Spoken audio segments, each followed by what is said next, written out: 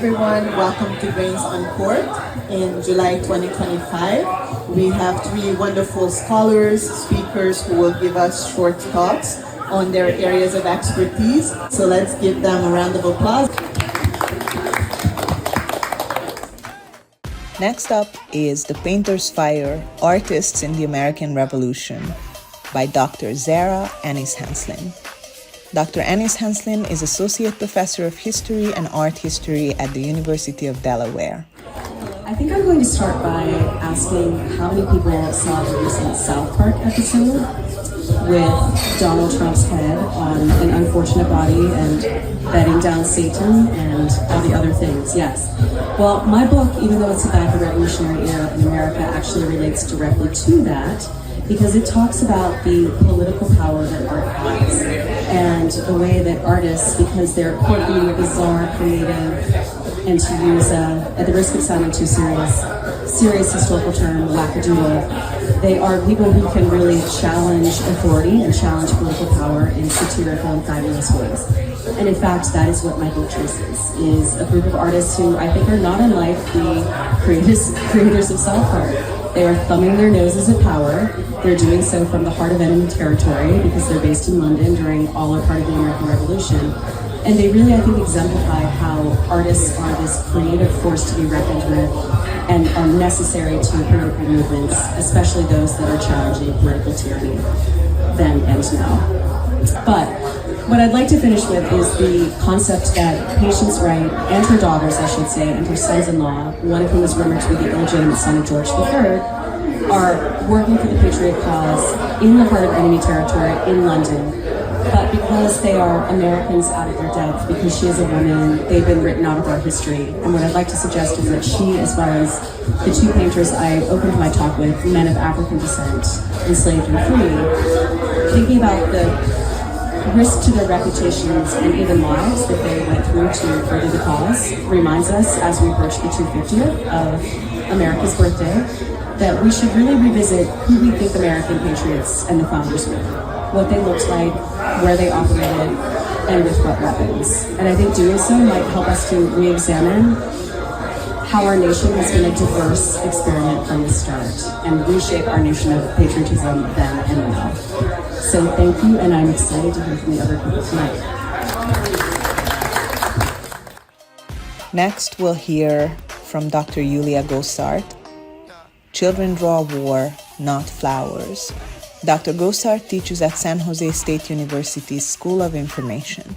We think that public libraries such as books and information, but in terms of crisis, in Ukraine they became points of invincibility. It's the place where people hide from bombs. It's a bomb shelter. It is also a place where people forget essential needs. It's not only the bathroom, they sleep in it.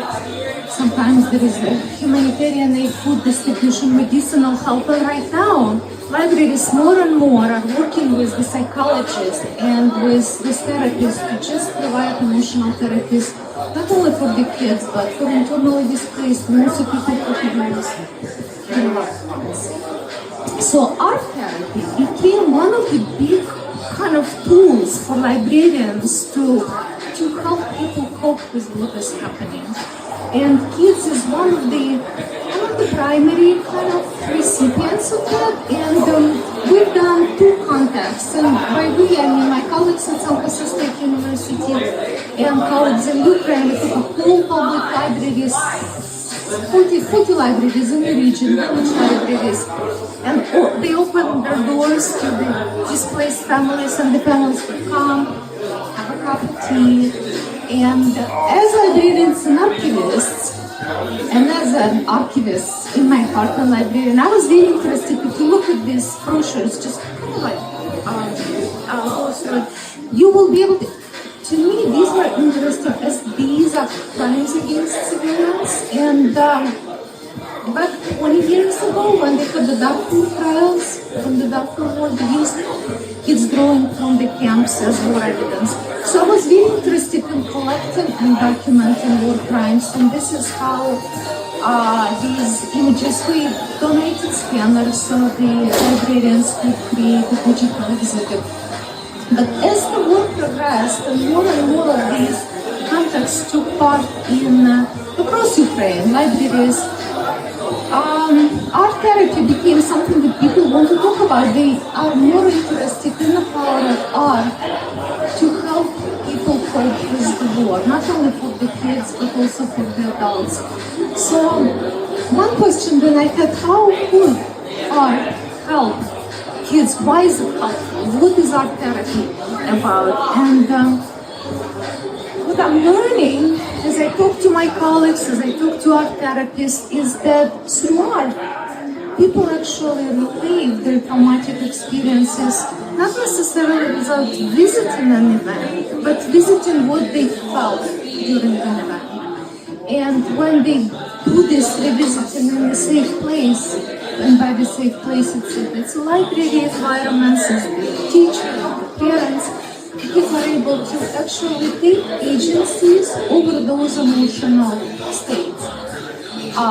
So this is one part, but the bigger part and more interesting part is that they tell a story for you. So we did the poetry contest, and the poems that came about are really different poems. And actually from these poems we learn more about different specific components of the war that we don't see on the news, and we never see on the news. They are very community-based, they are very emotional, but they're also full of resilience, full of hope.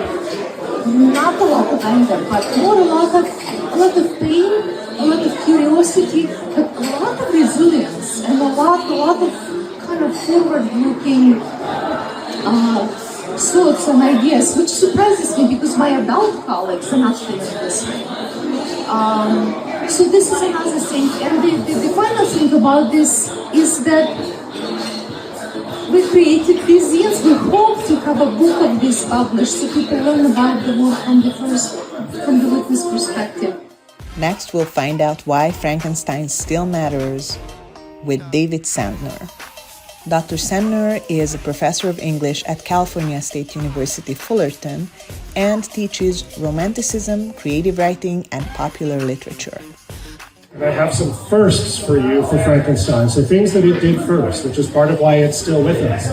Just recently there was a collection that came out from MIT called Frankenstein Annotated for Scientists, Engineers and Makers of All Kinds. What does it look like that doing coming out? Why are scientists still needing to turn to Frankenstein? It's 200 years old. The science should be outdated. That happens to a lot of science fiction, but no. And so to try to talk about why, I want to look at sort of what some of these firsts kind of mean. And my first is that science, it's the first science fiction novel. So Frankenstein is widely considered the first science fiction novel. And by that I don't just, obviously don't mean rocket ships and aliens and shooting ray guns. Yes, I like those things, but here we're talking about something else. So what does it mean to call it the first science fiction novel? What we're talking about is the era that Mary Shelley lived in, which is a revolutionary era. The revolutions that are happening that we can think about are the French Revolution, which is more important than the American Revolution, unfortunately, for the people in England, because the American Revolution, that's across, way across the water. The French Revolution is just across the channel.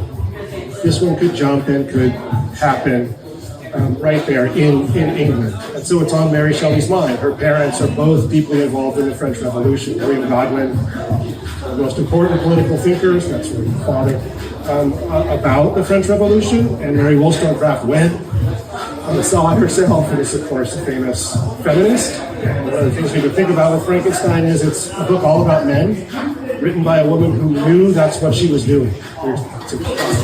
For it to be an accident, she's reading her mother over and over at her graveside. There's something going on.